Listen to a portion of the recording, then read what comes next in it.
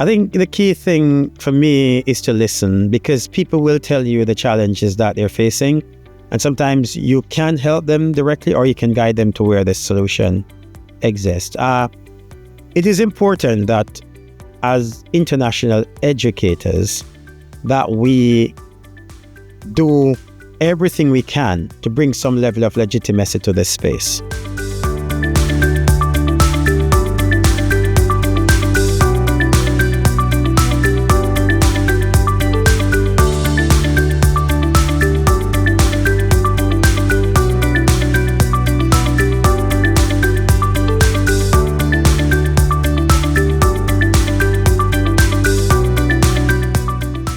So I think what happened is, while I was in the middle of my doctorate and started to write my dissertation, something really just continued to be circulated amongst the scholars that I was engaging with. And it was the idea that the international education community was under-researched. And at the time, every paper that I would have read in terms of, as part of my exploration of literature, every one of them would start off by saying, international education is an under-researched area. And sometimes life is like that. You hear something over and over and over and over again. And you can do one of two things, right? Or you can do one of three things. One, you can say, oh, that's maybe how it is. And that's good to know. I've known this and that's it, and I use it. You can question it and say, is that true? Is it true? Or is it maybe, or you can maybe say, hey, this sounds like a gap, and somebody should do something about it. So what I felt was we needed to create a bridge for education doctorate, because I needed action research. People were in the field to write about the context.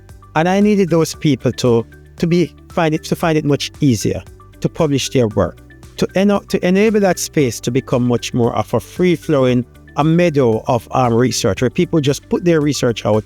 And so people at some point would not start off by saying, this truism to say international education is under-researched. So what I've done, to cut a long story short, that was the story to it, is we had a false start first. We had a few people agreeing with me, and then they said they couldn't manage. I think a lot of people felt the challenge was quite high to publish a book. But since 2022, we first published the Critical Issues and Global Trends in International Education, that 24 chapters with maybe about 30 researchers from the international education field, the sharing contexts and scenarios and challenges that existed in their school environment. Many of those were dissertations that would have gone into the shelf and locked away in ProQuest under 50,000 words. They became 8 to 10,000 words that people could begin to see the big idea from those. We also insisted that in those papers that they'd put, future research opportunities to create a platform for researchers to bounce from. And now since then, we've published another 2 books, which is Diversity and Inclusion Challenges for International Leaders, and another one called Issues and Trends in International School Leadership. So I believe that's a significant contribution to the space. And I feel I'm vindicated, and also feel like that was a great thing to do.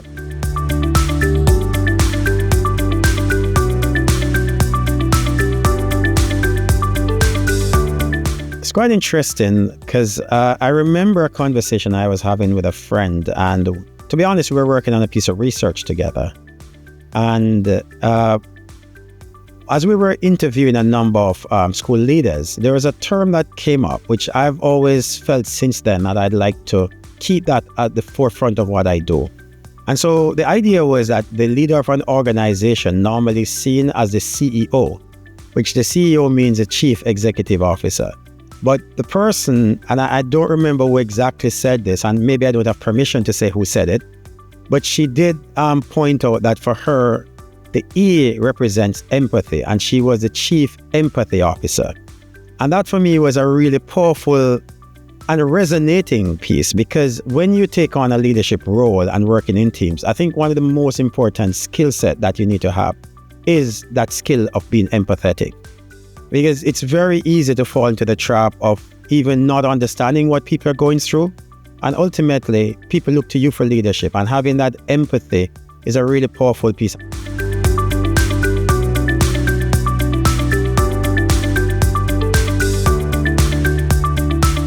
I mean, for many, and for many of us, the most obvious one would have been the pandemic. You know, having faced something of such a global impact, and then having to adapt a school environment in order for that to function within that and run schools within that scenario. But not only that, dealing with people and their own personal challenges while dealing with the pandemic, because obviously the pandemic wasn't just one of those isolated incidents. People were personally impacted as well in terms of their own health. And in that time as well, you get to know, the people that you can rely on, because the jobs don't look the same. For example, the duties don't look the same. The curriculum didn't look the same. So one of the things that has come out of that, all of our teachers who went through the pandemic are far online and working with digital resources. There's no way we would have gotten this far and could speak so confidently about skill sets had we not gone through the pandemic. Now, that was a very, very challenging time, but the opportunities that have come out of that has been, I think, still incalculable.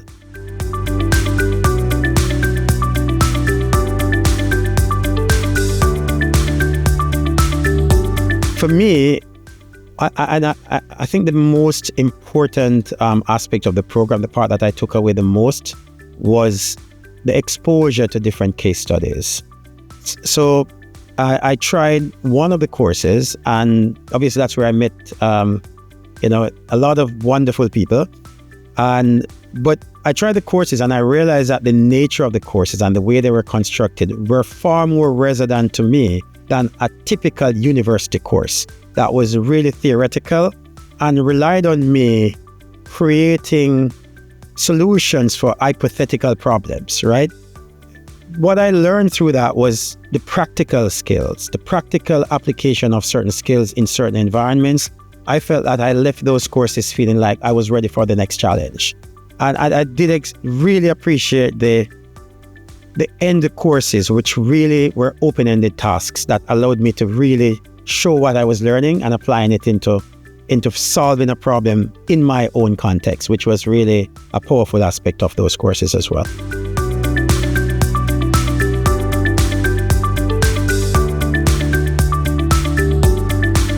My journey began in Jamaica, where obviously that's where I developed my passion for education. Obviously, moving to the UK was really an important part of that journey, because I had to really adapt to a new education system while maintaining my identity as a Jamaican educator. And that's not easy when you come into a system that you're of the view that in Jamaica, the system is modeled off the British system. But when you come to the UK system, you're finding that it's not exactly an exact model of it. And the things that we were educated about what you'd expect in England was not what you'd see there. So for example, we were immediately required, to be very, very highly skilled at managing behavior, because obviously the schools that I was coming into weren't schools that were there were schools that were serving students from underserved backgrounds. And so what we find was the challenge was upskilling your behavior management skills and also learning how to teach in that context. And I was teaching mathematics. So for me, that really required me to adapt very, very quickly. Over the years, I figured out how to work with the systems that were in the UK, and also learn how to build the connections, the relationships with students.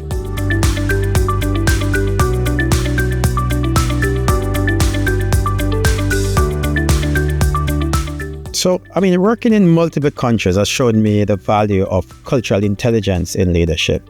Each curriculum and community has unique strengths, and I've learned to appreciate the importance of community, importance of creating inclusive and student-centered environments. My leadership philosophy is really rooted in collaboration and adaptability.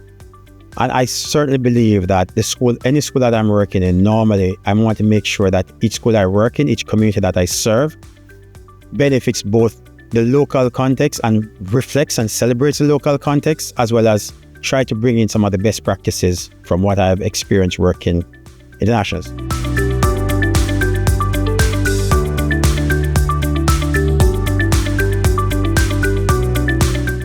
So I think the resources that are produced by the AAIE, particularly I think the courses and the resources within those courses are really quite valuable. I mentioned earlier about the authenticity of some of those courses, in the sense that as a leader, you can see those scenarios happening, not necessarily to you, but you could see yourself in those contexts because of how they are presented to you.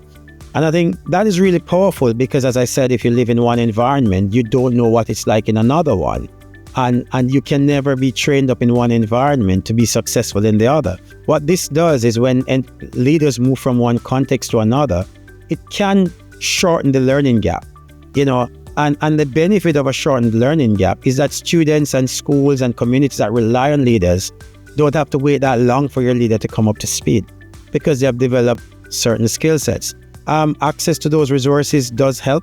The people within the network is also a wonderful piece. I do communicate still with many people within the network, and what that does, it means that, for example, a good example is the other day I wanted to put together a panel for a workshop in a Caribbean education conference, right? Someone said, hey, would you manage a panel for that? And I reached out and I got about 4 or 5 people from the AAIE group that said, I'd like to be on that panel. And we were just discussing classroom observations and so on. So that's the power of that. And it's something I think we should tap into a lot more.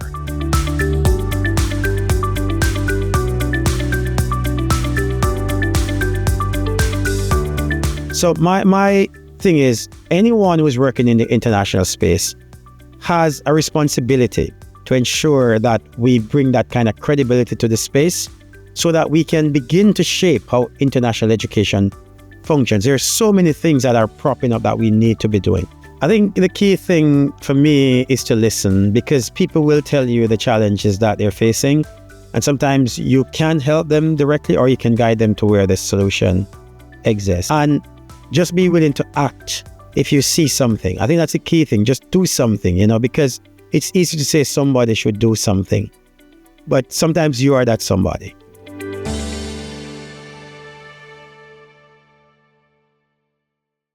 Powered by PLS Third Learning.